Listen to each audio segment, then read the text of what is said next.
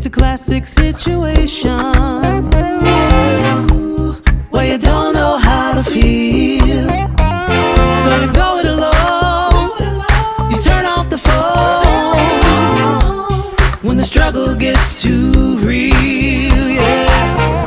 Girl, you better listen. It's time to make a change. You talk about lonely, you talk about scared. I think you're thinking that nobody cares. Well, you know it ain't over, but where to begin? You gotta play if you wanna win. So when you gonna let somebody in? Yeah, let 'em in. You talk about lonely, you talk about scared. I think you're thinking that nobody cares. Well, you know it ain't over, but where to begin? You gotta play if you want. All right, good evening, good evening, good evening, good evening, good evening. Happy Sunday, happy Sunday. Welcome to the Unpacking the Baggage podcast, the best podcast this side of Mississippi. That's going to be my tagline.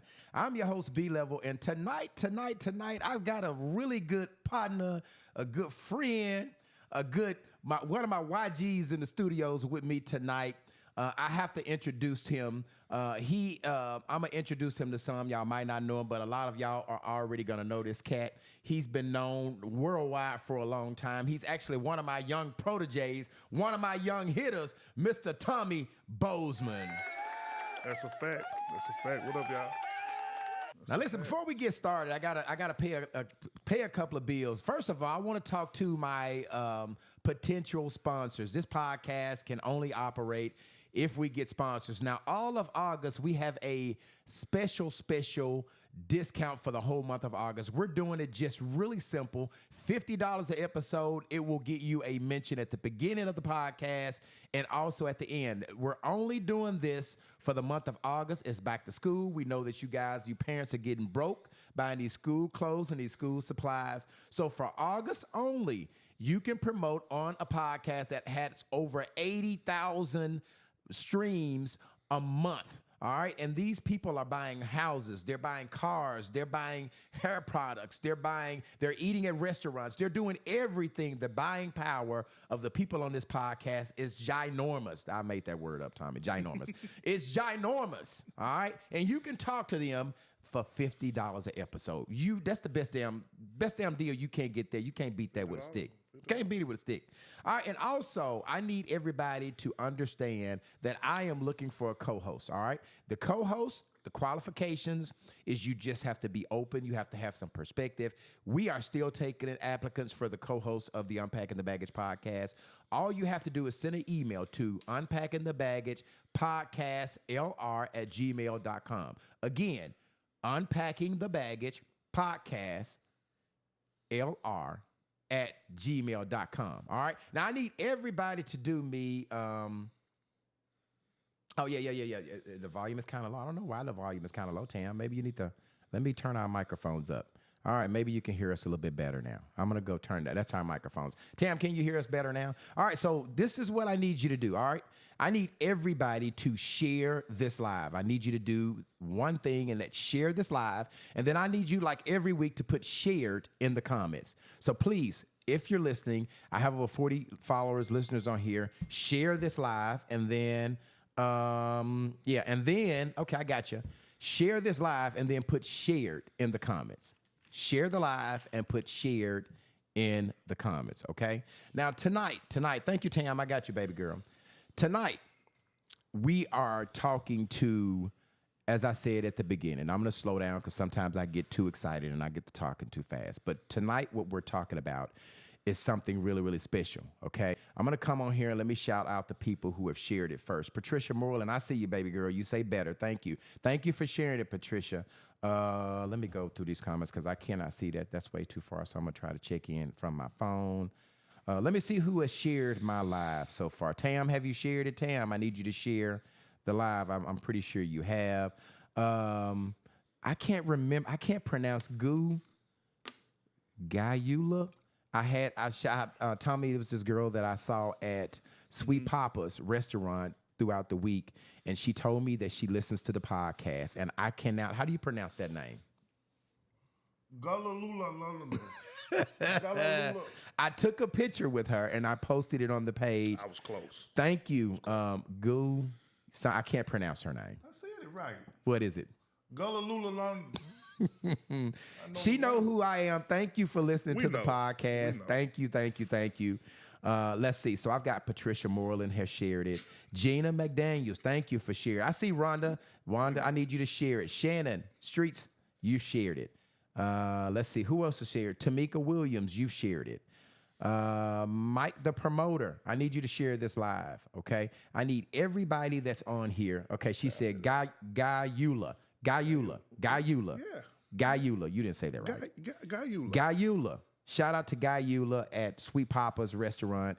She came out of the back while I was buying lunch. And she said, I really love the podcast. I support it. I watch it. And so if you see me out in public, walk up to me, tell me that you listen to the podcast. I'm going to take a picture and I'm going to post it, all right? Because I appreciate you guys being very open and letting me know that you guys are liking what I'm doing. So don't feel like if I'm busy, don't feel like you can't walk up to me and tell me that you are a supporter of the podcast. I'm going to snap a picture and I'm going to post it, okay? All right, so looks like my volume is better now. So everybody is saying the volume is better now. So tonight, we're going to get into something that is really, really serious, okay?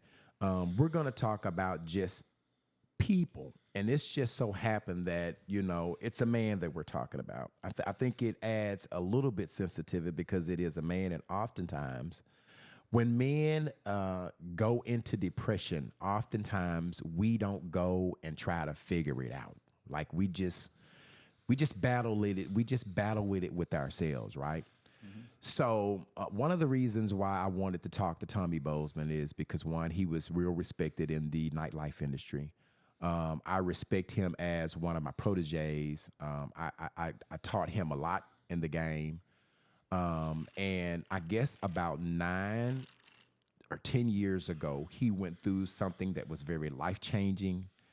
And probably about when I first started the podcast, which was about 7 months ago, I had him slated to come on. And he backed out, right? He called me and just said, OG, I'm not ready. And tell them what I told you when we had that conversation when you backed out of the interview. You said, see, most people that don't. Close to the mic. Most people that don't do it, you're probably not coming back. You're probably not coming back. And he said it, like I said, I looked up to him, so he was big OG. So he said it in a way like, he didn't say I was disappointed, but I could hear it, Mm-hmm. And I just told myself, I'm gonna show him. I'm gonna come back when I'm ready, and we're gonna do it. Well, let me stop because I think I have already stopped. I got to stop back and I have to do something for my sponsors before I get to. I need to put this out, okay? All right. I don't want to, before we start in our conversation, I need to shout my sponsor out. Now, we've got a sponsor. I'm getting a little bit ahead of myself. Arkansas Cigar Festival, which the flyer is on your screen now, okay? This event is going to be September the 1st. All right, it's going to be from 5 p.m. to 9 p.m., okay? Now, this is put on all your cigar connoisseurs. This is the upper echelon event of the century, okay? They're going to provide dinner. It's going to be an open bar, and they're going to do live music, okay?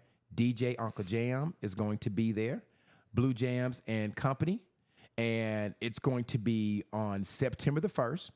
It's going to be at Sherwood Woody Forest. Okay, now this is a venue in Sherwood, Arkansas. Okay, now tables are $450. Now you say $450, that sounds a lot, but guess what? You get dinner with that. You get all of your drinks, open bar, free. Now sometimes we can't let our people have free drinks, but it is open bar. And then you also get a complimentary bottle with your table. So if you got a table, I'm assuming that you get multiple people in admission. You also have dinner. It's an open bar. It's live music. But if you don't want to buy a table, if you don't have multiple people that you're buying for, $65 gets you in, and you still get the open bar for that, okay? We're letting vendors coming, all right? So if you want to sell to these people, vendor is only $100, okay? So if you want to be a vendor, it's only $100. It's only $100. Turn the volume down, Tommy. So if you want to be involved with this event, here's what you need to do. You need to call my man Scully, all right? His phone number is 501-454-9417. Again, call Scully at 501-454-9417. All right. Now that's I need to do that before we get started. Okay. And I'm going to tell you a little bit more about this event later on in the broadcast. Okay. Now, for those of you guys who have come in on late before we get into the story, I really appreciate the people that have shared it so far. Okay. If you have not, I need you to share it and put shared in the comments, and I'm going to shout you out. Jamil Johnson has shared it. Chris Webb, there you go, Chris. She shared it. CC, I need you to share it. I see you on here. I need you to share it. Tock Higgins is saying Tommy cut his hair. What up? Eddie Kang is on. Kang, I need you to share the live, okay? Eddie Kang, what up? Yeah, that's my barber. I need you, Ladisha Danielle shared it. Please share the live and put share it in the comments so I can shout you out. Okay. Now, getting back to the story. We were talking about our conversation when you decided not to do it, that you wasn't ready. And I told you that most times when people cancel on me, they never make it back, right? So I'm going to give you props, and I'm going to give you a great deal of respect because you called me back, I guess, about 3 weeks ago, and you said, oh, gee, I'm ready. So for that, being open, oftentimes it's not easy to talk about things like depression and tell your business in front of these 25,000 streams that we get a week. So let me just stop and give you your props and give you much respect and a hand clap, and we're going to toast to just good times, and we're going to have some conversation, and that's that. Okay, so let's start off. 10 years ago, you're a fool. 10 years ago, you were graduating from Philander. 2010. Okay, 2010, so about 14 years ago. Right. Is that when you decided, because we want to start all the way from the beginning. Okay. I'm basically give these people a snapshot of who Tommy Bozeman is, your life, and what happened, what sent you into depression, how you came out, what were the things that led you up to where you are today. So you decided to get into this promoting game. Why was promoting something that you wanted to do? Well, at first, Close to the mic. At first, I was just going out. I would just go out to your events, a lot of people events. And then I got, when me and Motivation Los and T-Will and all us started hanging out, T-Will was just, they was just like, come on, man, just, you got a following, you popular. And I got older when I started doing it. Like, I waited too late. I should have been started. How old were you when you started? Probably like 27, 28. Okay. That ain't too old, but I see what you're saying. But I should have started like 21, 25, like that. So, my bad. No, you got it. But I started early with Los, and then Uncle Tracy, which is, a big part of how I got through this too. Uncle Tracy gave me an opportunity. He seen something in me, and he gave me an opportunity. Okay. So you wanted to get in promoting, you started doing it. Was it easy at first? Was it hard to build a following? Did you catch on real quick? Was promoting event, was it a natural for you? I think it was a natural because I'm a social person. Like, I'm naturally a social person. Like, I talk to anybody. I'm, pretty high energy, high spirit. So like to joke around, like to talk. So I think it was, something that was just destined for me to do. And so then after you started promoting, you started grabbing the mic and emceeing. So there's a difference in throwing a party, being at the door, collecting your money. And then there's another deal where you actually grab the mic and you are emceeing it. And you're responsible for being the personality of the club and making sure everybody having a good time. Right. And I learned that from a guy named B-Level. I stole his stuff. I heard him back in the day when he was at, Hollywood? I stole it and put it in my own words in Deja Blue. Uncle Tracy was the one that kind of said, hey, you kind of got a radio personality voice. Like, you could talk on the radio, you got a voice. He said, you might want to, look into it. So I used to do my own little research. And then, like I said, I just remember you used to stop the club and say this, and I did it in my own way. Right. And then I found, a liking to seeing people turn up to my voice, And let me just say this to somebody that has been emceeing for 30-some years. They're only a very small selective people that I really I think people are talking on the mic in the clubs, a lot of times. But there's a craft to it, how you enunciate your words. Some people need to just put the microphone down at the club. They don't really need to talk. And I'm just going to say that a lot of people that are on the mic, some of them just need to put the damn mic down. That's a fact. But then some of them are gifted. I like you. I like CTC. Deja Blue is another one. But there's an art and there's a craft to being on the microphone in the club and how you enunciate your words, how you say it. Crowd controlling is basically what it is. So anyway, you start having some success, okay? You do that for what? How many years are you promoting before trouble starts to come? Probably a good 3 years, 2-3 years. When I split from Los and I just was with Twa, and then also when I came up with like Tommy B Promotions and doing my thing with Day Party, Little Rock, and different places, that's when, I'm going to be honest. I let them bright lights get to me. Okay, so because that's what we got to talk about. Oftentimes when you're the promoter, you have your way with everything. You're the promoter, so you have plenty of women around you. You have plenty of alcohol around you. You got everything at your fingertips that's at your disposable, right? Right. So you got chicks trying to be with you because they want to get in the party for free. And so sometimes if you're not grounded, that shit there could kind of go to your head. I'm the man. I got all the hottest parties. I got all the hot chicks. But you were in a relationship at this time. Correct. So you start a little bit. A little bit. What do you? A little bit. When you say a little bit? When I first started, Get to the mic. When I first started, I wasn't in a relationship, but I treated her like she was the main one. Okay. I treated her a little different, and then we eventually got in a relationship years later. Okay. Yeah. But when you were going through it, you kind of took her down through there. Like there was a lot of shit that Tommy Bozeman was getting into. That's a fact. That wasn't right shit, right? I mean, you a couple kids, not one, couple.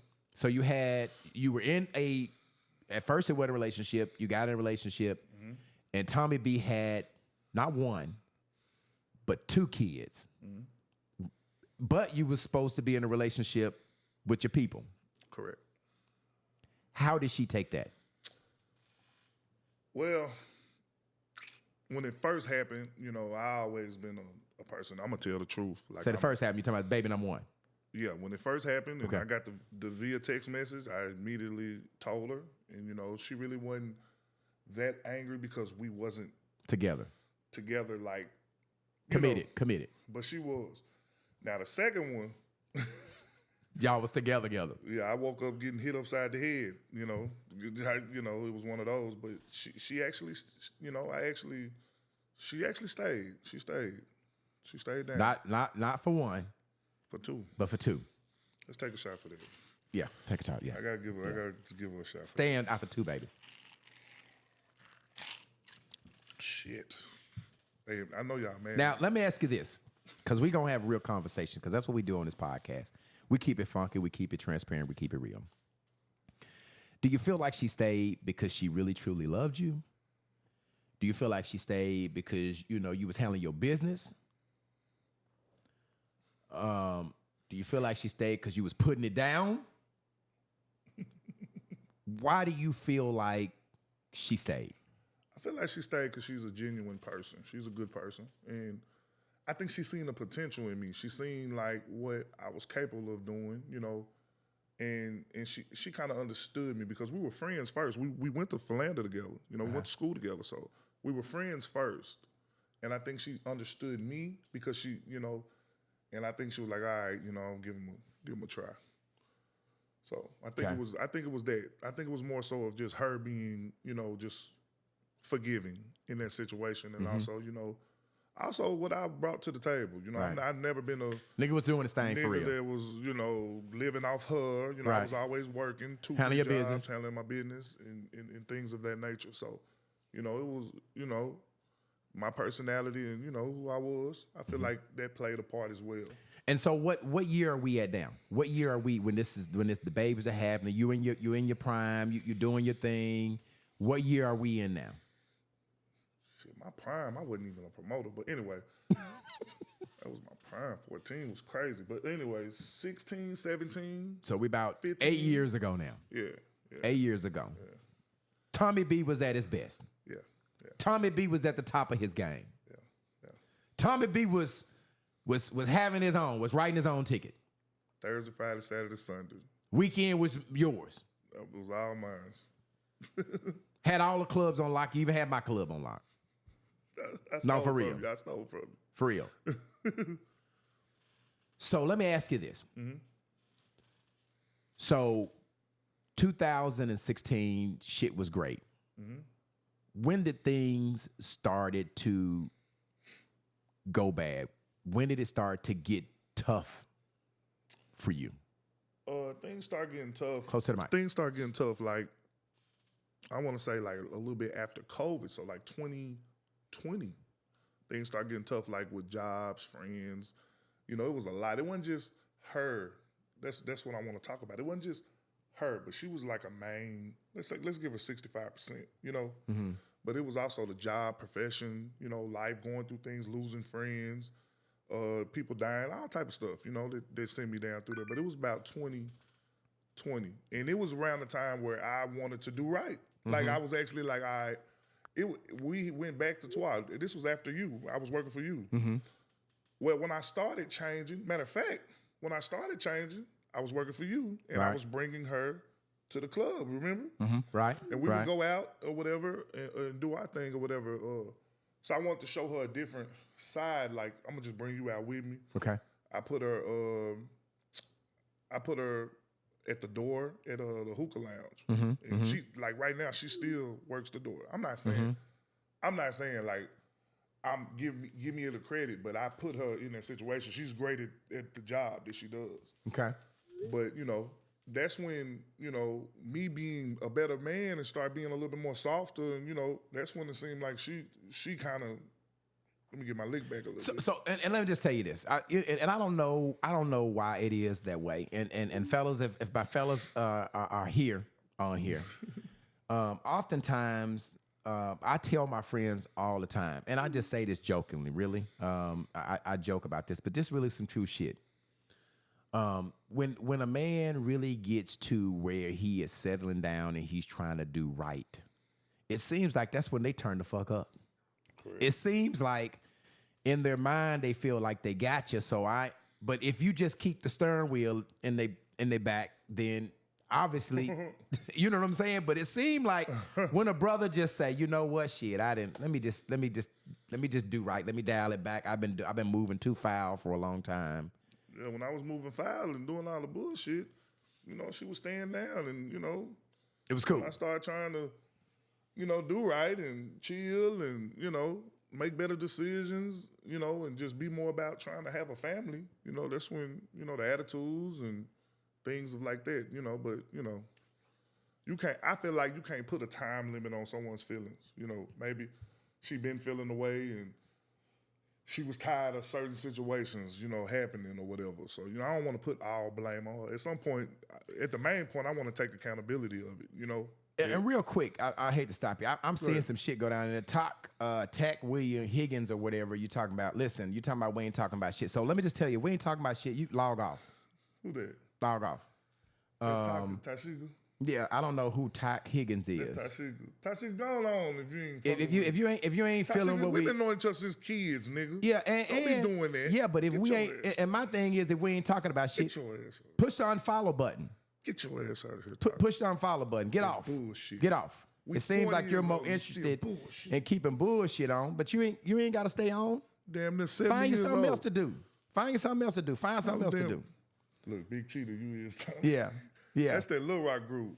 Yeah. Okay. Yeah. Yeah. Yeah. That's we know that. All right. So we getting back on the conversation. that's when shit started to get. When you start trying to do right, you say, hey, I ain't gonna be fucking around in these clubs no more. I'm gonna kind of bring you up front, let you handle my business like it was probably should have been from the beginning. Right. Letting her take more of an intro role in the Tommy B promotions. You crazy, man. That's when it started being a little pushback from her. Right. It Started being issues with you guys. in the job situation. I think the job situation kind of like, oh shit, now the money ain't coming in. Now I got. So you had some issues on your job, and we don't want to talk about it, but you had some things that go down professionally. Did you lose your job? No, they tried to put me like on a. It was like, you know, when the kids say that you hurt them and they put you on a Suspension. It was Investigation. Like 6 months. Yeah, investigation. I had to go to court, beat that flying color, easy. Yeah. Because I didn't, but it was one of those things. Because I've been working in mental health for years, so that was like one of my main things. And I think she was just tired. I just think she was just tired, bro. I think she was just tired. She had been through a lot. Mm-hmm. You had done a lot of shit. Whole lot of shit. She stayed through it, but then you know that song, When a Woman Fed Up. No matter how you big. It ain't nothing you can do about that. La, la, So, so you felt like she had just took too much shit, right? She had just said, "Hell, I just taken too much. I want to tap out." She just started moving differently, right? Would that be fair to say? Started moving different, started treating you differently, started being trouble in paradise. That's correct. It's just things just crazy. And like one thing about her bedroom, when I tap on their shoulders, whatever. When I tapped in and I said, oh yeah, it's one of them. That's when you really know that it's some bullshit going on. You feel me? Mm-hmm. And I was always like, I didn't want to go too down on myself and be like, well, man, I deserve this shit. Because at the end of the day, 2 wrongs don't make a right. You had the opportunity to stay or go. Right. We gonna work through this or not. So she decided to stay. Mm-hmm. And she could have not. Right. So what you're saying is, hey, the problem presented itself. You decided to stay and work through it. Correct. So what is this about? Basically, it was what you was on mentally. Exactly. When did the tracks go all the way off the train with the relationship? When she got a house, and we were supposed to get a house together, but she went and got it. And I didn't know shit about it. I knew she was going to get it. Let me stop lying, so she'll cuss me out.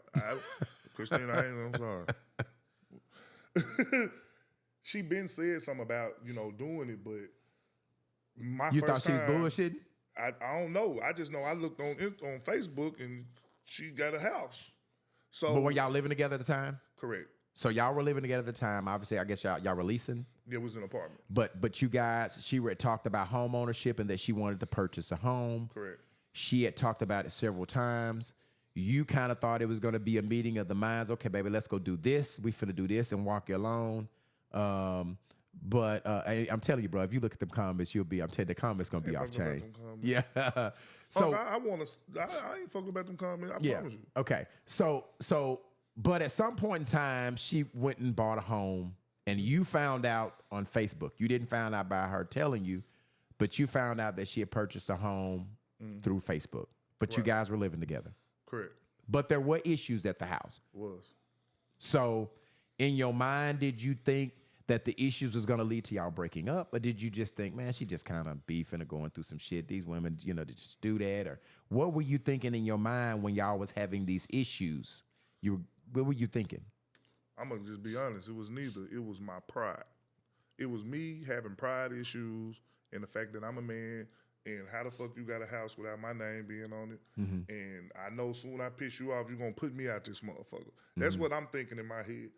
When the whole time I probably shouldn't have been thinking like that. I probably should have been thinking like, man, she did this for the family. Go do right, do what you got to do, whatever. But in that case, it was kind of how she did it. Fuck with my pride, kind of pissed me off a little bit. And I was just like, I'm not moving in the house with you if we ain't gonna, whatever. And then she was like, one thing about it, when me and her used to talk, and I used to, be like, look, man, we can just split ways, And then when I would say that, she would okay, hold on, we want to talk. But this time she was, okay, bye. He's like, okay, bye. Go move in with your mama. Going on. You know, I got it. I think that's when I knew, like, yeah, she fed up. And I was kind of thinking, you know, like, man, when a woman fed up, you know, it's over. Like, so we split ways, and I moved back in with my mom. I ain't stayed with my mom since college. You feel me? So you at this point, how old were you? You had to move back home with mama. 36. And what's crazy, B-Level, it was around the same time. It was a week. It was during the time I threw the party with Philander at your spot. Okay, at Empire. right, okay. Yeah. That week, I remember that It week. was that time. That's when it happened. Y'all were going through that time. That's when she really left and moved her stuff out the house and all that. So at this point in time, you hadn't really lost your job, but you kind of had lost your job because you were on suspension. You weren't getting paid for your investigation, right? Nah, I was doing other stuff. Even though you wasn't fired, you kind of lost your job. Correct. Basically, you kind of lost your woman. Correct. She moves into her new home. You move back in with your mom. Yep, man. I'm embarrassed because I'm Tommy B. You know, I'm Tommy B. Now it's like, whoa, you know, I'm thinking, well, I shouldn't have been thinking. I shouldn't have been giving a fuck about what people had to say. But I was thinking, like, man, now I'm embarrassed. She went and posted her house and doing this. And then I got and at the same time, I had just got full custody of my daughter. Like, I was going through court with that for like 2 years, and I won full custody. So that was another, like, damn, shit, I can't be going through this, and I got my kids, you know what I'm saying? So I stayed with my mom for like 4 months. I was with her for like 4 months, and I got offered a job paying me over six figures. And I moved in. I bought me a house. And I moved into the job to have some financial security because I felt like that was a part of some of the issues we were having too. That, you know, I was financially stable, but you know how it is in the real. I don't care in the real world. You know. Check to check sometimes we good, you know. This situation, it was one of those things. So I was like, you know, Lord, I just kept praying, like, Lord, I need a job. Give me a job. Give me some real money. Like, you know what I'm saying? I went to college. I done all this shit, you know. And I think he taught me a lesson by saying, all right, I'm gonna give you some money, but I'm gonna show you money ain't everything. So when I got the job and I moved in the house, and I thought I was finna like, all right, bet, I'm finna stun on her, you know? That's when depression kicked in, and I realized how much I loved her, how much, you know, a lot of small shit she did that you know, that ain't no other female was gonna do, you know what I'm saying? So I was in that bitch like really like that, and then on top of that, I had real close friends I had fallen out with. The job situation, like I said, my daughter, everything. So it was just like too much on my shoulders. I'm listening.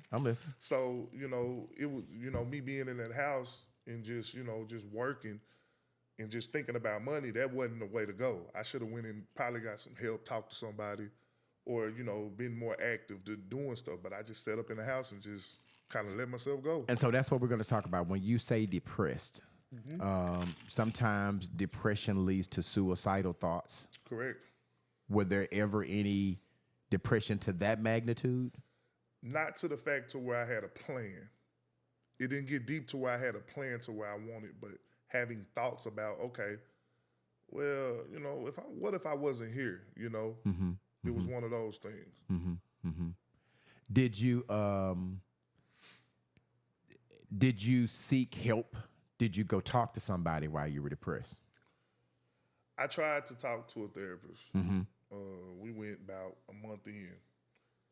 She was a Caucasian lady. I just didn't connect with her. Like, I felt like she was reading from a fucking, you know, a book or something. Because I've been in mental health. I've been working in mental health in that field for years. So I felt like I understood. I didn't feel the genuineness from her. You know, I just felt like it was, you know, just money, pay, do the job, get up and go. And I just gave up on it because the things she was saying, hell, my friends were saying. You know what I'm saying? So I kind of wanted to get through it on my own, but it took a very, very long. It took longer than I thought it would expect. Because to be honest, I grew up coming from nothing. You know, I grew up from parents on drugs and family. You know, I'm the first person in my family to graduate college. So like, I've been through shit all my life. So my thing was like, why am I going through this shit now? Like I done been through shit, whatever. But I think it was just my first time. I think it was just God trying to show me something, And I'm just happy now I can laugh at the shit and move past it. I just felt like, damn, why am I going through this so tough? Why is everything crashing down on me? Because is my karma just for me cheating? You know what I'm saying? I'm still a good dude. I just wanted my cake and eat it too, type shit. So, it was just one of those. It was just one of those things. Sometimes God have to strip everything from you, young bro. Like even me getting out of my situation in my past marriage, I felt like God had to strip you down of everything to rebuild you back up, right? And obviously that was part of the stripping you down to rebuild it back up. You understand what I'm saying? I've already, and I see some people, the Little Rock page and the Taki page, I blocked them because they on crazy shit. And they're starting more of a chat in here rather than us talking about what we're talking about. And a lot of people are talking in the chat. So we'll continue. And that's gonna shy the brothers away that I'm trying to get to. Cause it's a lot of, this the thing, beloved, it's a lot of dudes, especially black men, that go through depression and they go through this and do it in silence and really have so I've talked to a person, I ain't gonna say his name, I want to bad, but I ain't gonna do him like that. Me and him had a conversation yesterday and he was deep in it, like, man, I wanted to kill myself and this over a female, this. And it's a lot of guys who, just us men, it ain't just necessarily gotta be a female, it can just be life. 'Cause I feel like life is a little bit harder for men. Because I feel like men, we gotta go get it. I feel like a man will take care of a beautiful woman. Right. You feel me? Right. And that's no shot at no women. It's definitely some single, good, whatever, individuals who can take care of themselves. I'm just saying, for a man, it's a little tough. So, Yeah, it's different. I think we're so prideful. Like, bro, we just so prideful. We just pride. We let pride get in the way of a lot of shit. You understand what I'm saying? I mean, we just let pride get in the way of a lot of shit. And when we do that, we can't be our true, authentic self because of our pride. Because that's because men are just so prideful. Correct. Women will go and they will seek help and they'll figure it out. Men will struggle with it in silence. We won't talk about it. We won't get help. So you lost your job, lost your woman, moved in with mom, started gaining weight. That happened when I'm in the house making money. I'm drinking every day because now. Mike, closer to the mic. I was drinking every day. I was doing a lot of drinking and just eating, and just, whenever I feel something that bothered me, I dealt with it through the bottle, and I think that's what did it. That's what put the weight on and made me not want to go nowhere, crawl up I'm in the house all day, like not going nowhere. I got friends calling, I'm ignoring them on purpose. I got girls still in my DM. I may say something to them and then just go ghost on them. Just confidence kind of gone and, just in a dark place, man. I just don't wish that on nobody. I'm trying to, okay. Trying to get them out of here. The fuck you talking about? This is crazy, man.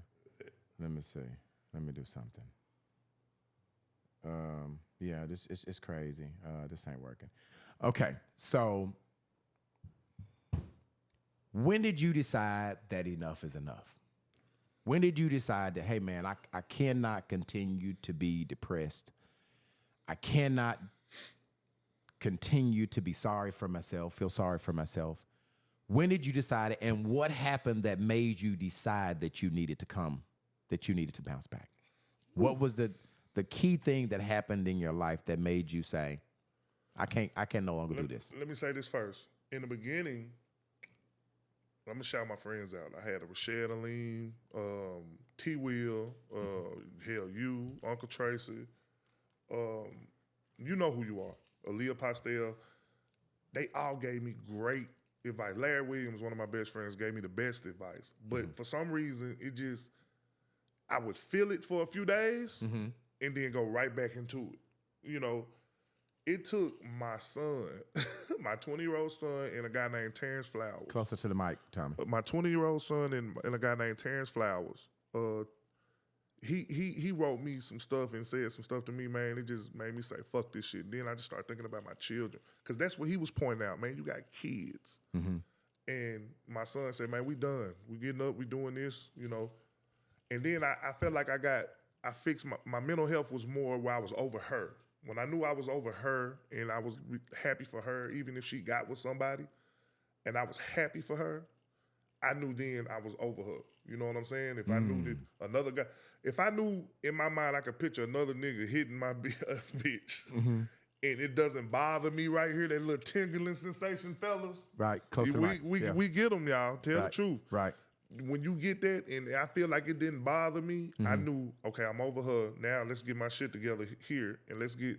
And the last thing I wanted to fix was my physical part. So that's what we working on. And my son said, let's get up, go walking, let's go to work, and that did it. That did it. How long was it before you in your mind mentally was over your ex? Did you was it a 6 months, 2 years? It took a while. Okay. It took longer than I expected because I would force myself in my brain like, hey, I'm done. You know, fuck her, you know. But then for some reason, I think about her. I see a picture of her or whatever the case may be. And boom, a certain song will come on, like literally. Right. And it'll fuck with me. And once that stopped happening, her part was over. Once I started connecting more with my friends and my guys were showing me love and being there for me, that's when I bet, you know. I can do this. I can do this. We finna do this. And that's what got it better. So about, I'm gonna give her a year and 6 months. I'm gonna give her year and a half. I'm gonna give her a year and a half. How long were y'all together? 8 years.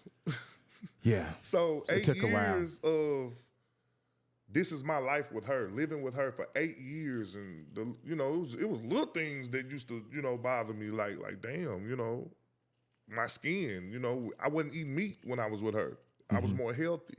Just a lot of little shit that she did, pouring life into me. When she was gone, I realized like, damn, you know what I'm saying? I may have took some shit for granted. I may have lost a good one, but, I had some people tell me, Tommy, you're going to forever get a good one. You're a good dude. You know what I'm saying? What was, and this has just bring some relevance, was she dating somebody while you were going through this? I don't know. Okay. And so obviously, if you didn't know, it wasn't public. Well, it wasn't public. I heard things. People would be messy and say as they always are. Or, I seen certain little pictures that she took that she wouldn't take, and it bothered me, you know what I'm saying? But, I didn't bring it to her. Me and her just wouldn't talk about it. My thing was in the beginning, I was texting her. I was constantly texting her. And she wasn't texting back, or she wouldn't say nothing back. It was like the ball was in her hand. Like it seemed like she was happy a nigga was going through it. You know what I'm saying? Like, yeah, it's your turn, nigga. I want you to go through this shit. Look at all the shit I've been through. Right. That's how I feel. Right, no. Because I know that's real her. talk. That's real talk. That's I know real talk. her, so real I talk. know she like, yeah, nigga, I'm finna get you back. Nigga. Right. I'm finna get my lick back. For sure. She And it didn't have to hit be hard too. She hit hard the most. It didn't even have to be hard, nigga. It didn't even have to be a physical, But I'm gonna make you feel some of the pain that you have made me feel through the years. So when you text, all the nights I texted your black ass, and you didn't text back because you was in the club doing whatever you needed to do. Doing. So now you texting me. Now Hold on, let me do it. It ain't no fun when the rabbit got the gun. I promise you that, especially for niggas, bro. So now the rabbit got the gun, right? The rabbit got the gun. She got that motherfucker. She shot it too. She got the juice. Now let me ask you this. Did you ever feel like, and sometimes I think I felt like this at some point in time, man, I should have just kept fucking hoes. I should have just kept doing me, because when I was doing that, I didn't have no problems. If I could rewind time, I wouldn't have gotten a relationship. I would have been fucking slanging dick all through Little Rock. That's the honest. But no, and that probably wasn't the right way to think. I don't care. But I'm asking you, sometimes when you going through, yeah, so that love shit is like, sometimes you feel like, man, listen, man, when there were 3 or 4 of y'all, I didn't have this issue. It only happened when a nigga settled down. What you laughing at? What do you My laughing? friends, I got some ignorant ass friends. What they saying? Aaliyah Pastel crazy. My little shit crazy. They just talking. She laughing at me and shit. So, but I'm talking real shit, Tommy. Like real Nah, shit. it's Did real you? shit. Most guys that get to a point where they settling down, you feel like, man, I didn't have none of these issues when they were vying for a spot. Aaliyah Pastel, mama, I love you, but guess what? If I could start over, I'd fuck a relationship. I'm just being real. You wouldn't get committed. I'd be in the club, goddamn me, running up a bankroll, living my life, taking care of them kids, doing until it's gonna be God gonna have to show me himself some out of body experience shit that we see on TV, like dead ass. For real, for me to like, nah, bro, I should have stayed doing what I was doing because things was running smoother.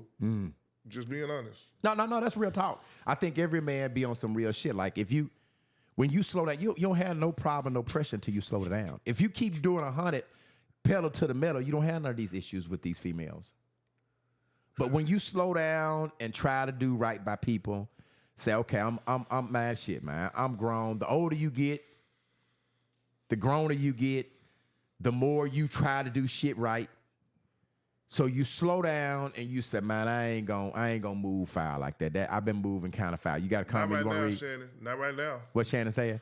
So you don't want to fall in love again. Not right now. Hell no. And we're going to listen, at some point in time, I'm going to take some callers. So, you know, if you want to talk to Tommy Bozeman, just not right now. We're still getting the story out. But at some point in time. One of my very close friends. She's going to get on my ass. Y'all sound crazy than a motherfucker. I mean, I guess well, who is that? What's her name? Aaliyah Pastel. Aaliyah, we get it. We get it that you don't understand. We get it that you ain't vibing with it. We're only telling you the mindset of where we were and we have been. I don't think. Get the fuck out of here. Get the fuck out. No. I mean, really and truly, this is real talk. Now, this podcast is about telling the truth and transparency, and that's what sometimes niggas be on. Sometimes y'all be having us like, man, what the fuck? Why slow down? Because you don't have no problems when you got 3 or 4 of them. The problem comes when you settle down. The problem comes when you try to do right. Or you right, but in my case, let me go be honest. You gonna keep it 100? Keep it 100. Take some accountability. Okay. I may have waited too late to want to do right. You know, I should have been fucking doing right. Okay. If I'd have been fucking doing right, I probably wouldn't. But what is fucking right? And let's say this. And say this. A relationship, if you're in a relationship, you should be doing right all the time. So let's not act like that you ain't supposed to be with just one person. If you're in a relationship with a motherfucker, you're supposed to keep it 100 with them. Right, Tommy? If you in a relationship, you got to keep it right with them. But you decide to go ahead and let's talk about getting back to the story when you felt like that you could really were you and your girl, were y'all communicating while you were depressed, or did you have no communication with her? No, I communicated. She didn't communicate back. So you was texting, you got to stay close to the mic. You were talking, but she wasn't talking back, basically. She wasn't talking back at all.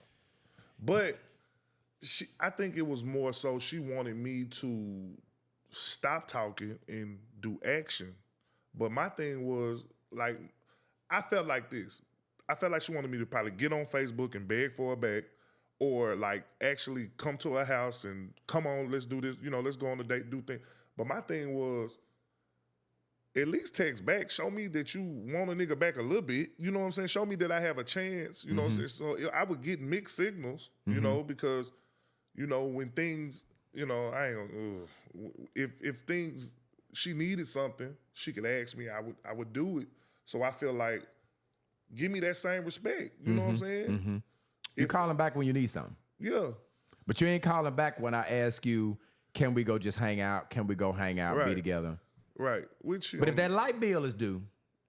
Well, she only asked one thing. Okay. Only one thing. So it wasn't really a financial thing. We ain't gonna put that there. Okay. I gave more financially to her just off of how I felt. She didn't ask. You were just. Nah, I was just being. You were trying to buy it. You were trying to buy. Were you trying to buy it? Trying to buy it back. Buy it back. Trying to buy it back. Because I knew that's where I was lacking it in a relationship a little bit. Because it was times where we were going half on bills. Yeah, And now Shannon that I got- Johnson. Yeah, she was done mentally. Shannon Johnson is saying she was done She was mentally. done mentally, We yeah. get it. But go ahead and finish your story. You said that you were thinking about buying it back. You were talking there. Yeah, I was, we were having financial problems. And, where, now that I'm older and I'm a man now, I believe in paying for everything. You know what I'm saying? And, I wanted to show her that, like, hey, I got you. You know what I'm saying? But she was, she different, but she's like, I don't want just your money. Money ain't shit. You know what I'm saying? She wanted me to actually, Spend time and do right. actually show her, commit to her and show her, but I'm not finna kiss no ass if you're not gonna bend over and let me kiss it. That makes sense? I don't know if that. I don't know. I'm just saying if you're not gonna say nothing to me and you want me to try to coach you back and get you back in my life, you know what I'm saying? At least answer a fucking text message type shit. But I think she was just done. So why did you cut your hair off? Because you talked about you cut your hair off too. Why did you cut your dread? You had locks or dreads, didn't you? For 20 years. Why'd you cut your hair? Because I felt like my hair was trauma. I felt like it was all the shit I went through in my life. I felt like I needed a new look and I wanted, you know what I'm saying, to move different a little bit. I wanted a new chapter in my life and I want to move on from that whole situation and everything. So you cut your hair? Yeah. So then you start walking. You start trying to get you're working out now. 2 a day. 2 a days. Eating Are you right. still working out now? Yeah, correct. Okay. Correct. So getting your body into shape, getting your mind into shape, your mental, your physical. The physical was the last thing I wanted to do.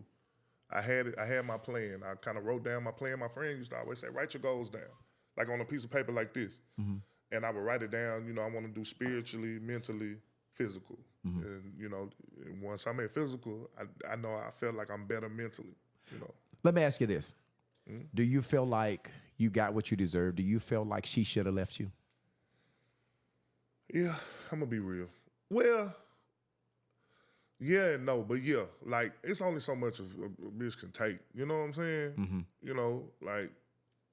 I was on some bullshit, but do I feel like she missing out on a good nigga now that I done learned my lesson? Right. Yeah. Right. No shit. I feel like now I know how to treat a woman, and the next woman I be with is gonna be very happy. Yeah, so. Let me ask you this. If she was listening to us today, if she was listening to this live, and you had an opportunity to talk to her, what would you say to her? I apologize. You're gonna forever be my dog. I'm gonna take care of my kids, and we gonna forever be good co-parents. Would you take her back if she wanted to make it right with you? Would you take her back?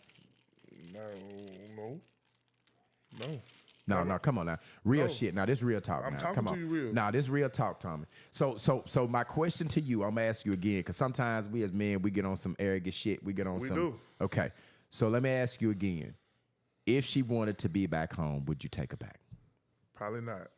Why? If it would take us both going to counseling, it's gonna take a while, man. It's gonna If you're saying that she probably should have left you for the shit that you done, why are you saying that you wouldn't take her back? Because she didn't do anything wrong. Because this is why. Because of everything I've been through, I don't feel like in life you should just go back. Because I feel like once a woman's fed up, it's over. And in the back of her mind, she gonna forever feel away or forever not forgive.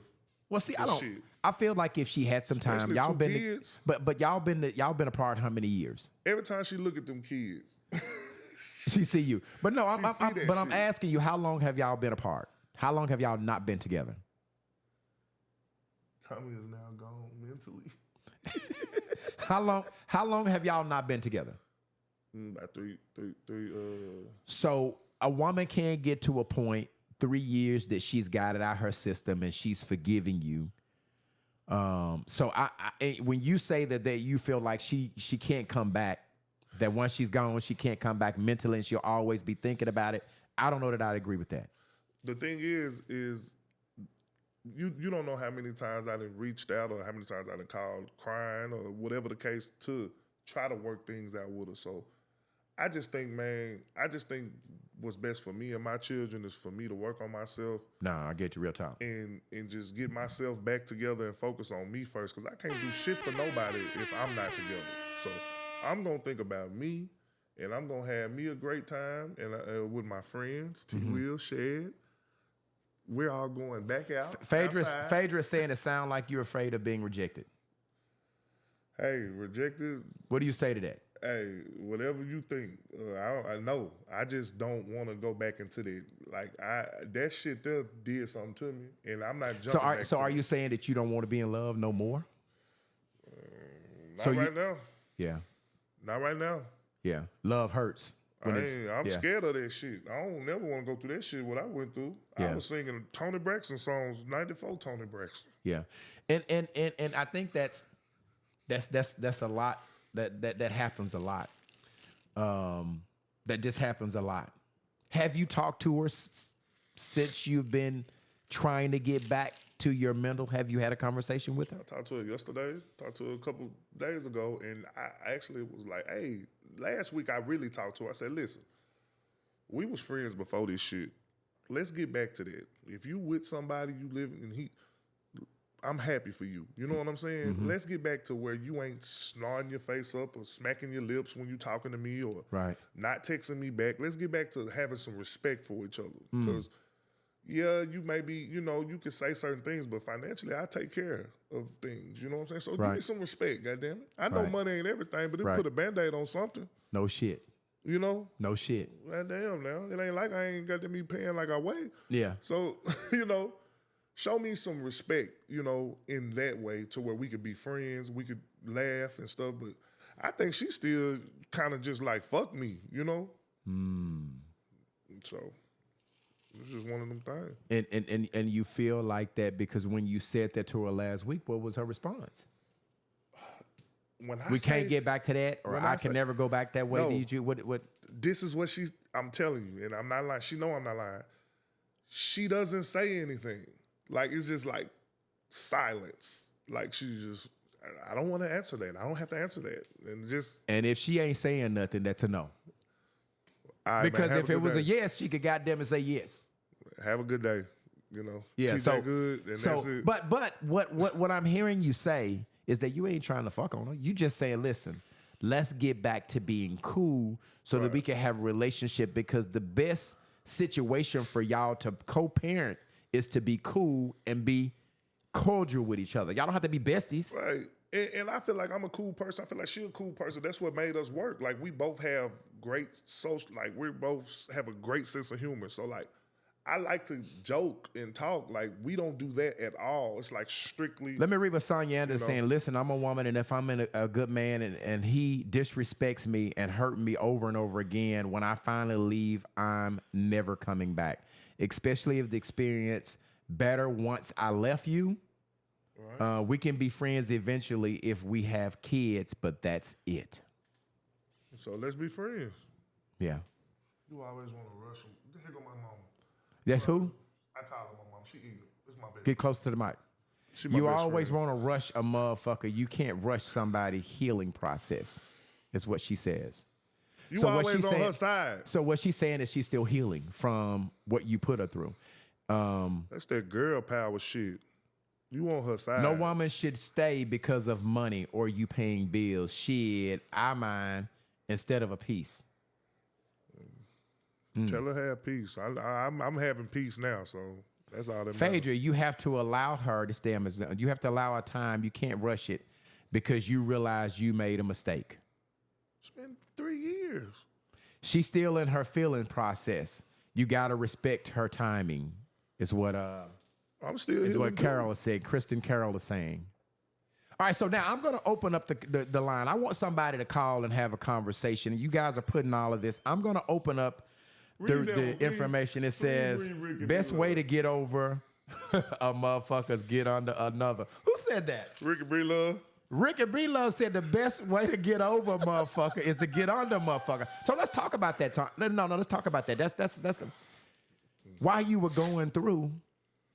Could you not fuck with nobody else? Were you too in your stomach to go fuck with somebody else? It started off I was too ashamed of myself and how I kind of let myself go. So the bitches that my bad. I don't mean bitches. Hey guys, ladies. blame him. I'm sorry, no bitches. Okay, the women let's say the women, the yes. beautiful queens, Right. that were in my inbox were some pretty decent women. Right. So I wasn't in a mental state. Y'all, he just apologized for that. Come on They now, got me. Carol. He just said it. Somebody said, bitches. He just That's apologized. my for it. dog too. Don't act like that, Christian. Yeah, Christian, he And just. you know you my dog. Don't do that. I'll just, Christian, I'm sorry. Yeah, okay. But the women that were in your inbox, they were decent women and what now? And I just mentally I wasn't ready. And I just told myself, look, I'm finna practice celibacy. I've been doing a lot. And I'm just gonna work on myself. If I can actually be celibate for this long time, these many a year and some change, I can actually not cheat on a woman. I could be faithful. You know, that's the way I worked on it with myself. So I've honestly been celibate, working on myself. You know, trying to, before I jump back out there, type shit. Type shit. Dude, the virgin. So I just put the information line number 501-650-9726. Come back in the picture so they can see your time. 501-650-9726. If you want to call and add some content to this conversation, maybe you have an experience that was similar like this that Tommy went through. 501-650-9726. We don't have Chris Webb. Somebody's already calling in. Okay. Shit. Hold on. That's 838 number. That look like one of them Little Rock weirdos. Come on. Unpacking the Baggage podcast. What's your name and where you're calling from? Hello. Are you there? Okay, let's see. Okay. Are you there? Yeah, I'm here. Can you hear Okay. All right. I don't know why it's not working right. Let me just. What's your name and where you calling from? It's Marty Ingram. I'm calling from Little Rock. What up, Marty? What's going on, man? Not a whole lot. I just wanted to chime in on the brother, man, trying to go back to the young lady that he once dated. Mm-hmm. Once you break a woman down, man, and she lose that trust, it'll never be the same. Right. He want to go back to being her friend like it was back in the day before they started dating. It'll never be the same. You know what I'm saying? He fucked the trust up with her, so she'll never look at him the same again. Have you went through this, Marty? Have you been through this? Yeah, I went through it and tried to go back, and it's never the same. Once you break that trust with a woman, bro, it's like breaking a glass. You know what I'm saying? It can't be put And back that's together. exactly why I said when he asked that question, Marty, I don't see myself just.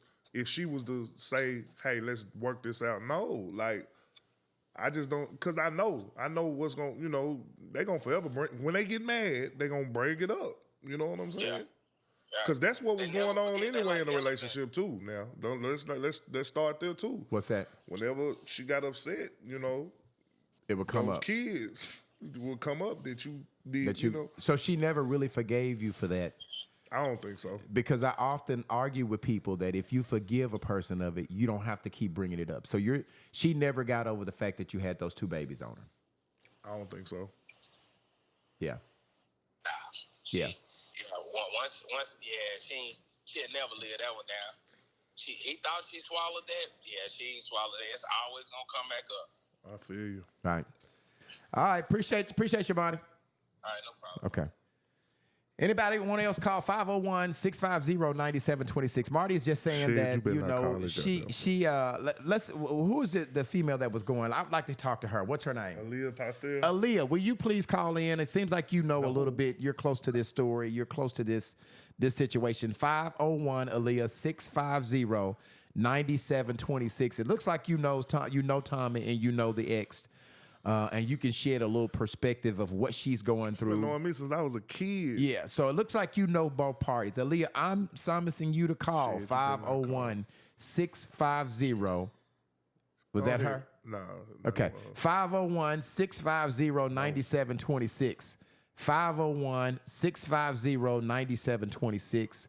I had somebody that was calling and they hung up. I don't know if they changed their mind. Maybe I should call they butt back. Call shit. Let me see. Let's call them.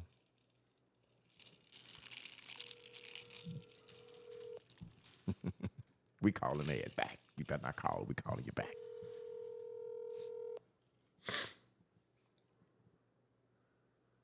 They're not answering now. I'm gonna keep it a buck though. I was Call has been forwarded. I was talking to Uncle Tracy last week, and he was saying, man, he older, and he like, Tommy, man, you just don't know how life is. He said, years down the road, man, you never know. You and Christine get married and go back. I said, soon he said. No, I mean, he was keeping it a buck though, but to me, it would have to be where she'll have to show me a different side of her. She'll have to show me a different side of her as well. It can't just be me just because I made a mistake. Okay. And I fucked up. Time should heal certain things, right? Okay.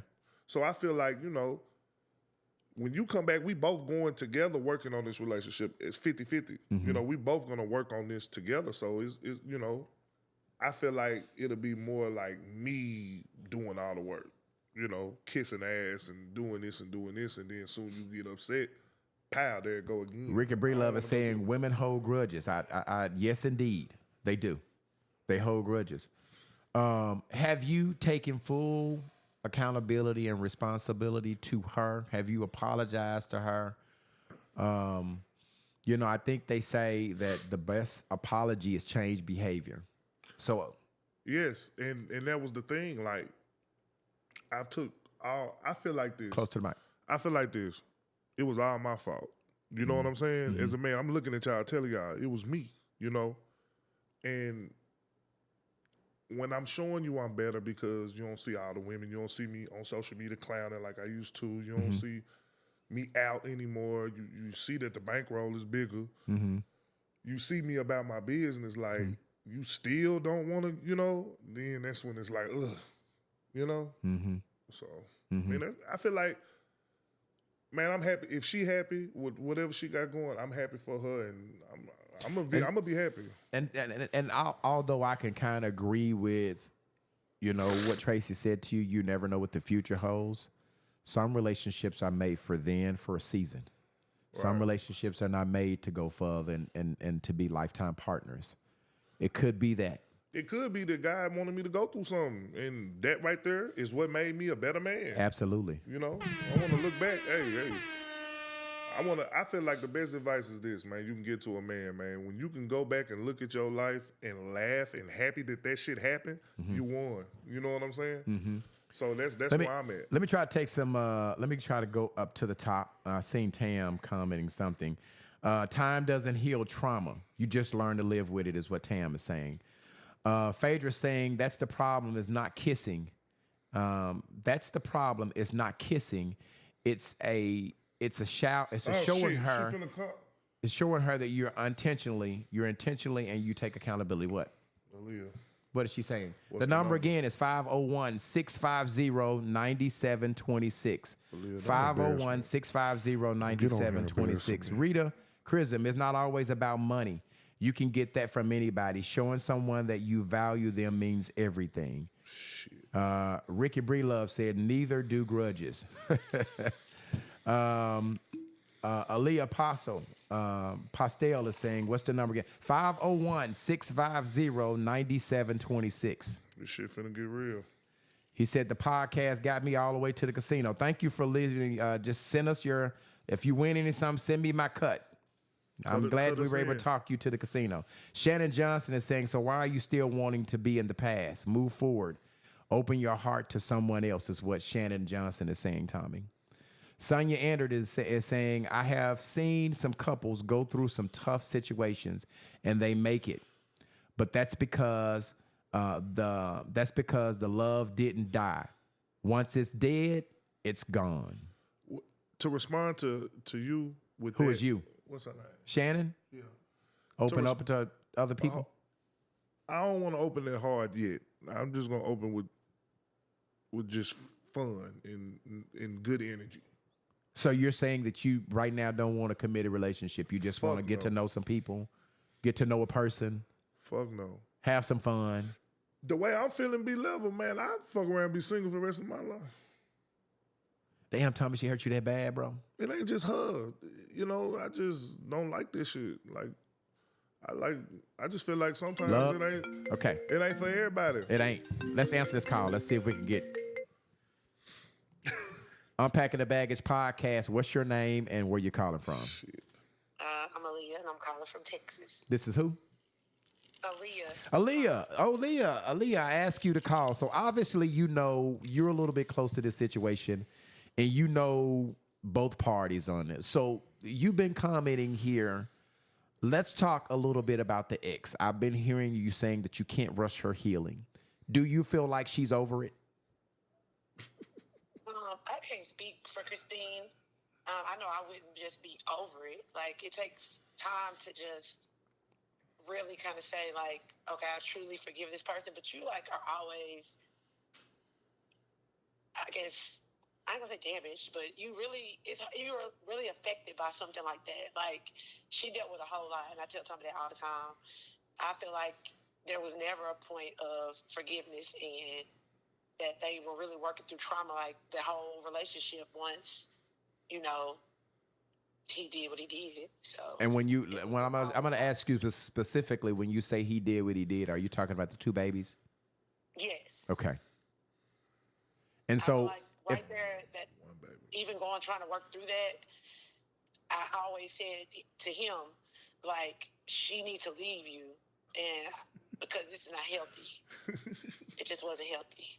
And I mean, I love him to death. Been knowing him since we were kids, but She gonna keep it I just 100 though. thought that off the rip, you know, it was just too much to work through. and you are a woman that's saying that you, am I hearing you to say that you probably couldn't have worked through that? Definitely couldn't have, wouldn't have. That would be- mental state. So even her being strong through it and then out of it, yes, it's some healing that just has to be done in general as a human, where you feel like you're just betrayed. Like, betrayal is painful because, like they say, you can't be betrayed by somebody you don't love. Those people love you. You know, those are the people that harm you and hurt you are the people that love you. It don't hurt coming from somebody you don't have love for. So because she cared and was so in love with Tommy is the reason why it hurt her the most. Of course. Yeah.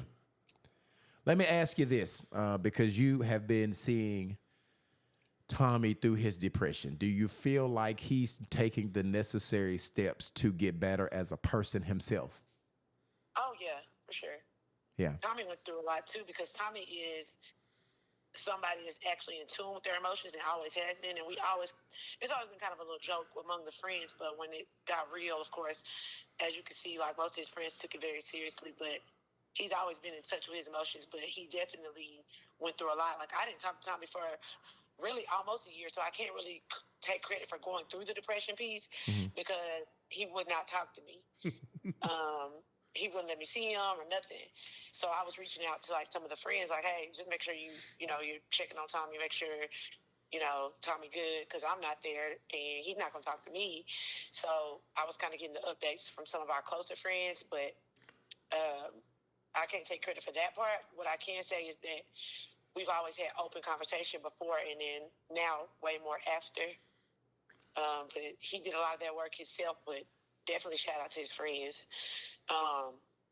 Because, like, when it counted, they definitely came through. So, and Tommy, and I want you to stay on the line. I want you to stay with this. Tommy, shout out your friends that really kind of helped you through this. Shout them out again. I heard you say their names, but Shadaline, T Flowers, T Will, Uncle Tracy, Pilt, B Level. yeah, we talked about it when you were going through as well. So, I think Way people more. are joking a lot on this live, and we're having a lot of fun. But people actually take their life from being depressed. You know what I'm saying? So big ups to your friends. You should be forever grateful for them and to them. Lo Stokes played a major part by cutting my hair and how he took initiative to cut snapped you out of it. Yeah, he was actually a friend. Close to the mic, Tommy. He was actually a friend that took it personal. Like, he actually wanted to fight me. Like, man, get out of this shit. Like, come on, nigga. You in this house, nigga, you better than this, So when he cut my hair, he came, picked me up. Like, come on, you going with me. We doing this. So, I got to give him a special shout out, too. And the reason I wouldn't talk to Aaliyah, because Leah always been solid. Like, always. Shed, too. Like, Aaliyah and Shed, I never wanted to talk to them Well, I used to stay hitting ignore and not answering the phone from them. Larry Williams, because they gonna give it to me raw Straight every and like- time. right. No Diddy. Right. Right. Pause. But they gonna give it to me straight. You know what I'm saying? And I ain't want to hear that shit because I was going through what I was going through. You know what I'm saying? I also was kind of embarrassed. You know, I didn't want to, show them that side of me. I wanted them to see me doing good, because we all, good people. We all do good. So it was just one of those pretty things. prideful. But like I had told him once he said it, because I'm like, I'm steady calling you. And I'm getting mad. Like, I'm talking shit. I'm telling everybody, like, Tommy got me fucked up. He ain't answering the phone. But I would have never made him feel bad, though. Like, this ain't the first time he's had a moment of weakness. So it's like, I'm like, I really ain't doing no tripping. I definitely am the friend that don't, like, censor anything I say, but I know how to have the right conversation. So I wouldn't have, made him feel bad, but he still didn't want to hear the truth. Like you said, the truth at the time, because accountability is something that once I learned it for myself, I'm trying to preach it to all my friends, and I still got friends that preach it to me. So I'm definitely always trying to preach accountability. I'm never trying to act like I'm above it or I'm doing, I'm perfect or nothing, but that was always a thing, because even my comment about trying to rush somebody's process, because, nobody wants to be the bad guy. And that's usually what the issue is. You don't want nobody mad at you. And that's not a good feeling. You don't want to be hated and stuff like that. But you just have to be okay with that. Like, you're making the steps to get that forgiveness, but you cannot rush anybody to just really step into that. And she might forgive you, because she does. But what it all comes with, and once those wounds keep opening back up, because she has to look at her child every day, she has all these these siblings, then you like to harp, because you want to be forgiven, but you cannot sit there and beat somebody down that's already been beat down for a certain level of interaction that you're looking for. It's just, that's not gonna work. I got two questions for you. Do you think Tommy's still in love with her? I don't know. I mean, I wouldn't put it past him. I can't say for sure. I know his pride ain't gonna let him tell it on this live or. Nah, fuck no. No.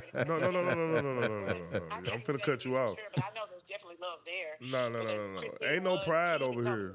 I don't have a problem with, if I was still in love with her, I would say that. There's love there for sure, because I'm a forever lover, but all that. So I can't say in love. I don't know.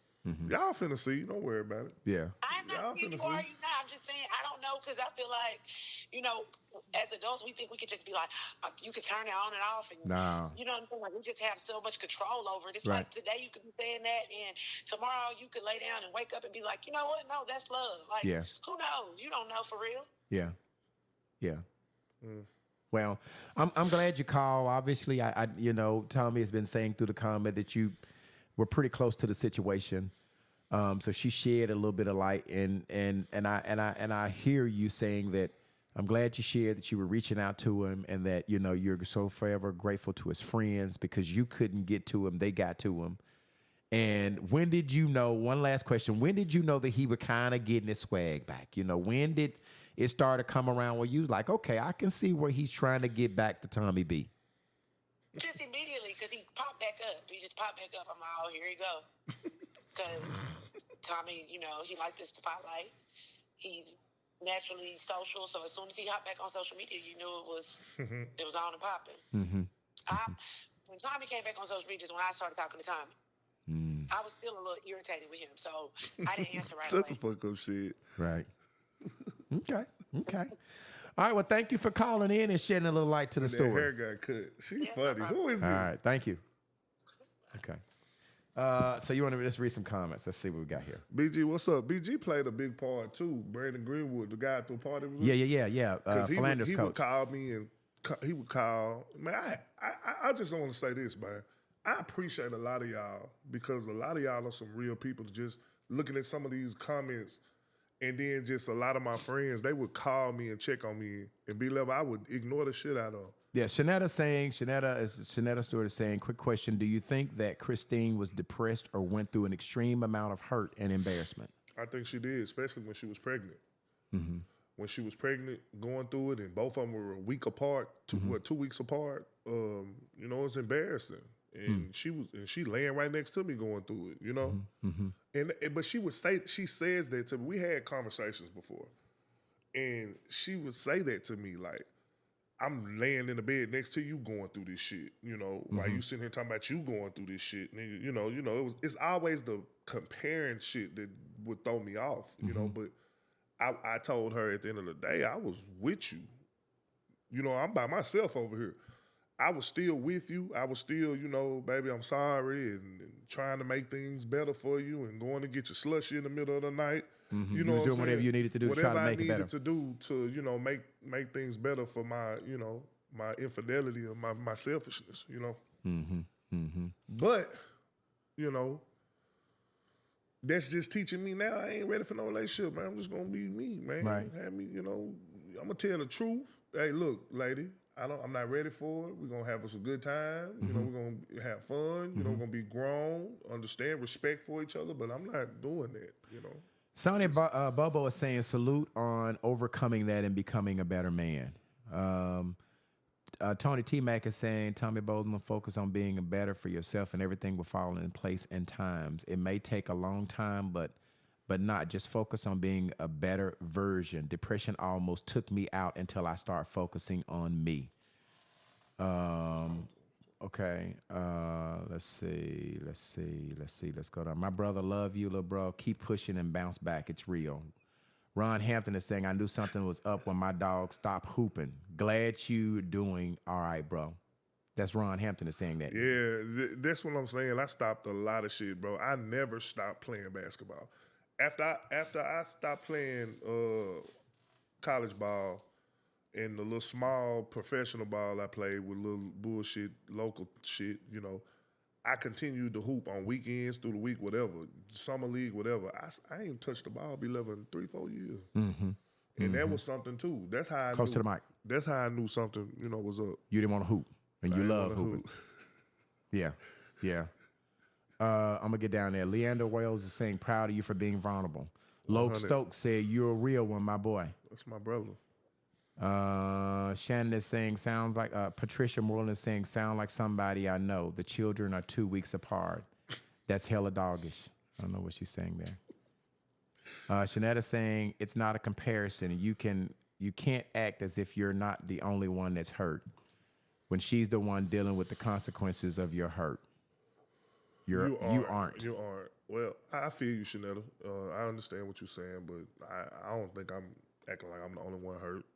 I just feel like, she the one outside, happy-go-lucky, doing, living her life. You feel me? Like, I was in the house, you know what I'm saying, not doing nothing. So, like, I just, to comparing the apples and oranges, men and women are different, you know, and that's just what it is. The comparison stuff is what I mean by that. It's double standards on each side, on each side with women and men. It's double standards. And, I mean, I ain't trying to, go back and forth with you, Chanel. I'm just letting you know, it ain't like that. Right. I respect her feelings. Shanika Jackson is saying the best thing you could do is walk away from with your head held high, because when she's hurt like that, it will never work. Let's see. Go down here and get some more. Shannon Johnson, she was supposed to be living her best life. Facts, Shannon. Yeah. Facts. Yeah. So and and this is why and I'm gonna say this to you and if I hadn't, listen, man, I have the utmost respect for you. Me, okay, which one? Jamil Johnson. That's my boy. Maybe. What Jamil Johnson saying maybe he didn't know what to say at the moment. Me go through a lot. I guess he's saying men go through a lot more than women think. Talk. Maybe he didn't know what to say at the time. That's my brother. Never knew you were going through it, brother. Sorry, I wasn't there for you. Who is that? My brother. It's good, bro. Yeah, he said that he didn't know. Says there are no plans for a committed relationship in the rear. Fuck no. I don't know what else she said. I just see that future. last shit. Do you want more children? That's all I seen. Yeah, do you want more children? Fuck no. Hats off to you, man, as I started off saying, bro, like, I think it's really big for you to come on and pour your feelings, your emotions, to even be able to say that you were depressed. You know, at the time, I think when I went through my marriage, I damn near went into depression. You know, you don't want your norm to be shadowed overnight. Right. So big ups to you for coming up and just saying, "Hey, man, I want to tell my story." And I was surprised when you called me back because I really didn't expect you to. I really didn't expect you to come back. And I think I told you that. Mm-hmm. I think I said, Tommy, hey man, I gotta respect what you're saying. But most times they don't come back. That's fact. And I think that there are a lot of guys that at some point in time they are the man and they fuck over your girl, and then your girl get tired and she leave, and we like what the fuck, right. like literally. What the fuck? And when you the man, how do you deal with rejection? You got, I guess that's somebody you want me to read? Yeah, Zay. Which one? Xavier Little. Okay, let me see. Let me find it. Appreciate you, Shannon. I'm glad I'm back. I'm trying to figure out which one is Shannon, I like your comments too. I'm glad you're keeping it real too. And is Shannon saying something I need to read? Real shit. Just period. Zay. Right here, Zay. Okay. Xavier saying it takes a lot to admit and take accountability for your faults.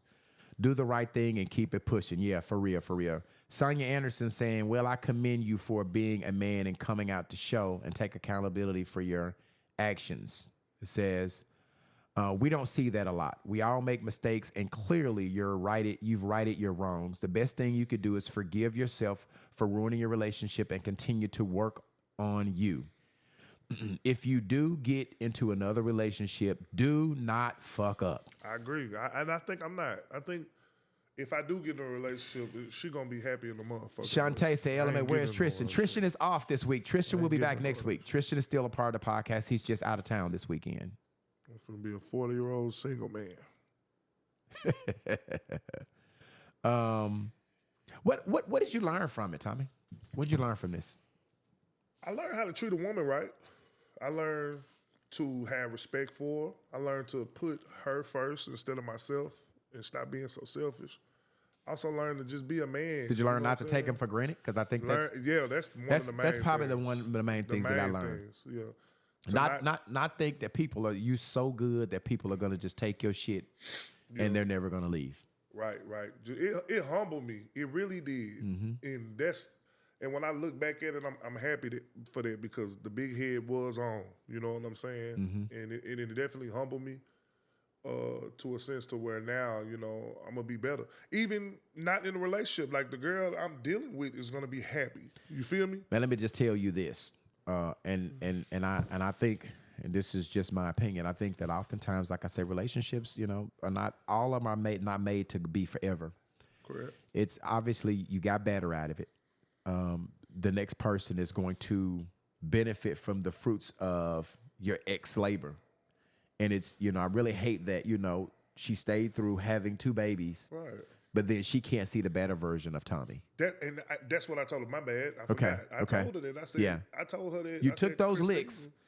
It's almost like you're saving up for a lottery ticket, right? You're saving your money, and then you drop the lottery ticket, and some other woman comes pick up the lottery ticket, go cash in, and get the better version of you. I said, Christine, I ain't gonna lie. You know, if it was me and you would be happy with me right now. Mm-hmm. You know what I'm saying? Because I would definitely be looking at you and like, how the fuck I fuck up with you? You know what I'm saying? Mm-hmm. And treat you right. You know, but. Mm-hmm. It is what it is now, level. But that is a great comparison, right? Yeah. You know, you take all those licks, and then when I get better, you don't get to experience the better version of you. Okay, I guess there's another comment you want me to read here. T. Will, you're clapping or something. Let me know what you're clapping about. I see you clapping on there. Which one you talking about, Jay? Which one? Which one you want me to read? T. Will still canceled second week. What do you want me to say? T. Will canceled for fat shaming. Let's start there. What comment are you telling me to read, man? The big one. Who? It don't touch it. Tell me the name of it. Because I can't read. That's too far away from it. It's up under Will, Tommy. I pray. You want me to read Shannon's? It's up under that one. It's under Shannon's comment. I've been drinking. Well, Tommy, I pray for you to find. Okay. J1 is saying, I salute you, Tommy, for real. I was wondering why I haven't seen him, but I thought you had got married and stopped and stopped the party life. I salute you. Though my guy, everybody go through hard times. Big up. That's for Facts. real. That's facts, J1. That's another thing too. I had to learn. Let me throw that in there. I had to realize, shit, everybody got something they going through. You know what I'm saying? So that's another thing. Like, don't feel sorry for me. You know what I'm saying? It's another time I stop using her metaphors. I don't know what you're talking about. Go ahead, though. What you saying? What you saying? I was saying, like, you know, everybody going through some shit. Because I was just thinking, like, my homeboy lost people, and another homeboy, his girl did him kind of bad, and I was like, shit, man. I'm sitting here, you know, in the house moping and shit, and that's just life. You know what I'm saying? So that's another thing that got me, you know, to push me to keep moving too. Corey Smith is saying, I'm digging this open dialogue. Men need to have these outlets. We are starving for the balance. Appreciate this. Definitely tuning in for more. I appreciate that, Corey. I appreciate it, bro. Jamil Johnson is saying he sent his toughest soldier to fight a battle and he overcame it tremendously. T. Will is saying the new version of my guy. This is, yes. Hey, T. Will, that's what I'm talking about. Oftentimes, you know, I just wish, because, you know, I'm not sure if my dog ain't really just, you know, I'm not sure if my dog ain't still really, his heart is not still really there. But it's sad that, you know, we take a motherfucker through so much that they just don't want to deal with it. But I'll say this. It just might not be meant, Tommy. You know what I'm saying? And it might be meant that whoever your new person is and that she benefit from, you know, some of the pain. I just wish that she could benefit from the new version of who you are. Yeah, because I'm definitely just striving to be the best version of myself. You know? Yeah. And I think he here. Yeah. So, you know. Shawan Brandon is saying that's really lifing. That's a lot to deal with. Be grateful for those people who care about you and who help you make it through it. Continue your healing. You're right. The lessons you've learned, there will make you better and whatever your next move is. Gabrielle Jones is saying, so proud of you, Tommy, for admitting your wrongs. God will see you smiling again. Good to see you smiling again. Rashawn Aleem is saying, great podcast segment with class. And I think she can look at this episode and get some, I guess he's saying resolution. He said resolve, but I think he's saying resolution from it. Appreciate I you, agree OG. with that. I agree with that. That's my dog. Shanetta's saying you can do that with her by being the best father. No longer a mate. Yeah. Correct. Madeline Broadway is saying, who were you before the transformation, might I ask? You missed the whole thing, Miss Broadway. You have to go back and look at the episode. He'll tell you some of the things that he did and what type of guy he was. Ricky Brelove is saying one woman trash is another woman's treasure. Shannon Johnson is saying they both may benefit from each other.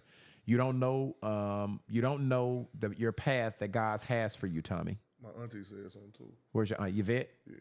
Nephew, stay positive. Hashtag be brave, be bold, be you. Copy that.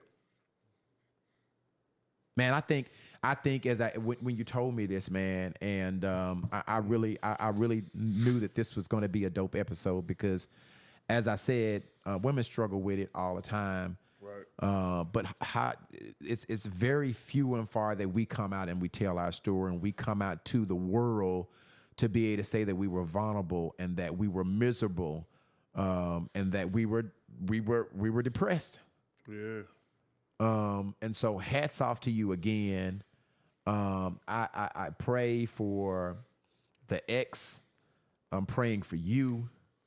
Man, I think this was dope. I think this is probably one of the better episodes that I've been involved with because it deals with stuff that we don't see every day.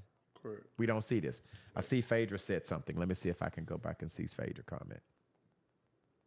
Men have to allow a safe space for their friends to be vulnerable and also call them out instead of cheering them on when they are messing up. And time, I hope you both will have a good friendship for your kids.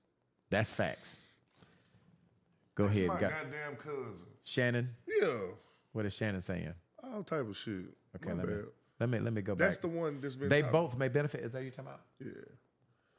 Nah, Yeah. that's the one. I just realized who she was. That's what I meant. Okay. my Okay. cousin. So that's your cousin. Yeah, appreciate you. I just realized it. I just wasn't thinking. Yeah. Yeah. So is there anything, and so you're working out every day, trying to get back to the physical version of who you are. Correct. Mentally, you said that you knew you were kind of coming out of your depression where you could be happy for whoever your ex was with, and there was no malice in your heart. There was no anger in your heart. You just started, and am I to assume that you my just... bad. I got it mixed up. All right, go ahead. Now, am I assuming that you guys just started? Because I heard you said you talked to a couple of days and y'all are just starting to have dialogue again, right? It's just random. It's sporadically. Like we'll go 2 weeks without talking, you know, and then, she'll finally answer the phone. Or if I send a text message, She might respond. she may respond. Yeah. It's really only if I say something about TJ, you know what I'm saying? So, Yeah. Which is understandable. And she's healing too. Right. So you went from not getting any response to now it's random to maybe a year or a month or 6 months or 3 months. It might be to her responding, but it's a process for her too, right? I mean, it's a process for her to kind of get through it as well, right? So Correct. the conversation is getting better. It's probably not to the point of where you think it should be or where you like it, but it is getting better. Right. Yeah. It is. What do you say to any guy that is dealing with what you're going through? What advice do you give a guy that is struggling and that may be in a dark room by themselves, not coming out, not talking to their friends, and is dealing with the same thing that you are? Depression is weird. What do you say to that guy? Go to a therapist and really talk to them, or get with your partners. Get with some people who really cut for you and who really love you. Get with them and talk to them. Be active. Go to the gym. Be honest with yourself. And be honest with. But the main thing, take accountability. Take accountability for your wrongs and what you did wrong, and try to correct it. That's my advice to you, man. Don't do what I did and sit up in the house and ignore them calls, and not be active. You're gonna swell up. So just. Well, as I'm saying to you, as I said to you earlier, I'm gonna say it again. I have the utmost respect for you for coming on and doing this episode, putting your flaws out there, taking accountability for the mistakes that you made in a relationship, taking accountability that the things that you've done kind of messed up the relationship. Let me see. T Will is saying, let's go back and read T Will's comment. Let's see. T Wheeler says, appreciate you for giving my guy a platform to speak on it. A lot of us need to hear this. Much respect to both of you. And I appreciate that, T Wheel. Now, listen, man, when he told me, I got the beginning of it. He and I were kind of talking, and I think y'all came on our podcast, our last podcast, and that was kind of when y'all were struggling. So we were talking. We were talking every day, and I seen the beginning part of it, T Will. You seen it, because you remember after. Yes. We ain't gonna say too much, but Yes. after the podcast was cut off. Yes. I seen a lot of shit that they were going through, T Will. So I was a part of the beginning part of it. He and I kind of lost contact, but damn thing for sure, when he called me 3 weeks ago and we talked about it, I said, man, we got to get this conversation because a lot of motherfuckers struggle. But also, where when I you was struggle. going through it, and I called you and I said, B-Love, I need to talk to you, man. This, that, and how, to deal with this. And then that's when you remember, we don't want to get too deep, but you remember. You can tell it. Well, you was like, shit, Tommy, I'm going through the same shit. Yeah. I mean, that's for real. And so what you giving me said, good advice. no, I mean, what you said, shit resonated with me. You understand what I'm saying? Right. And that was a long time ago. yeah, I mean, it resonated. Listen, man, we gonna all go through some shit, right? We gonna all have some issues in a relationship. You know what I'm saying? I don't know why God made us so different. He made a male think one way, a female, and it's like Venus and Mars for real, because we think differently, we move differently. So, you can talk to people who have been married 50 years and they will tell you stories of, how many times they separated, how many times they broke up. It's just different. So, you know, when you called me 3 weeks ago, I knew this was an episode that we needed to talk about because so many people struggle with it, but nobody wants to come out and tell their story because they're embarrassed. You know, they're You actually shamed. put me up because you was like, Tommy, I'm already booked for this date. Right. Well, man, we probably going to do it. No. This is real talk. When you called me, what was the first date that we were supposed to talk about? I think was it in August or September? And what did I tell you? You was like, nah, we gonna do this one because this is real and this is genuine and we gonna go and put you up. T-Will, like, that's no bullshit. Swear to God. I was already booked out and I had Tommy slated for late August. But when he called me and we got the rapping over the phone about, okay, you know, what does this look like? I said, nah, shit, this is going to take priority. This needs to go before. So I actually pushed a lot of episodes back to get this on because depression is so real. And as I said to you, I'm so grateful that you didn't take your life because there are people that are taking them lives over individuals and their love for individuals. Another thing that these men are doing, they are hurting these women that leave them. So you could have been on that shit. On that stoop, yeah. You could have been on some other shit. Yeah. If I ain't gonna have you, ain't nobody gonna have you. Right. So I'm so grateful and so I'm just so thankful that you stayed in, you did the work, and you on your way out of it. For real. I'm gonna read a couple of these comments because I think they're coming in hot. Alicia King said, hey, Tommy, my homeboy, hashtag my homeboy. That's my dog. Sonya Anderson said, you don't want to keep the hurt inside. It causes internal damage. That's for real talk. JT is saying, as men are commonly known for keeping our emotions struggle inside, especially those that show any side of perceived weakness. We needed discussion. Well-needed discussion is what he said. T. Will is saying much respect. Shanika Jackson, everybody go through some shit. Yes, we do. Miss Broadway is saying go to church as well. My nephew has chronic depression, and we drug him to church him like it's pulling teeth. 2 years to date. He's smiling now, going out in public, and it's a beautiful thing to see him smile again. Appreciate you. Crafty Lokes is saying, Tommy B, you a blessing, bro. My nigga. Alicia King is saying depression is definitely real. Shamika Jackson says you got to have somebody that you can trust to talk to let it out. Jamil Johnson, glad to know this young man, this young fella. Corey Jackson is saying, my boy, Tommy Levert. Proud of you, boy. Appreciate you, go Mob. So yeah, man, I think that's it, man. I much respect to you, Tommy, man. Obviously, we gonna you my guy, you my guy. So we're gonna stay in touch. Sure. I'm grateful, and as these listeners are, they're appreciative that you came on to tell your story and keep doing you, man. As men, we're supposed to help each other. You got my number. I'm always a phone call away, as you have plenty of friends that have helped you through that. And you got the inner circle of men that we all go through the same shit, bro. It might be you today, us tomorrow. You understand what I'm saying? Correct. So much respect to you for telling your story. Much respect for you for being vulnerable today. Much respect for you to take accountability, because that shit ain't easy. I promise you that. I promise you a lot of people ain't doing that. Now, before we go, I need to tell you about, let me get back over to here.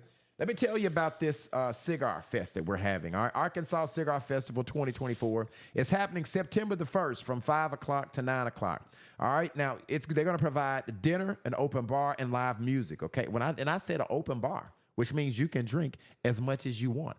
Open bar. Okay, DJ Uncle Jam is going to be on the ones and twos. Now, the tables are $450, I'm assuming. Let me see if it has. And with that table, not only do you get an open bar, but you also get a complimentary bottle with that for your table.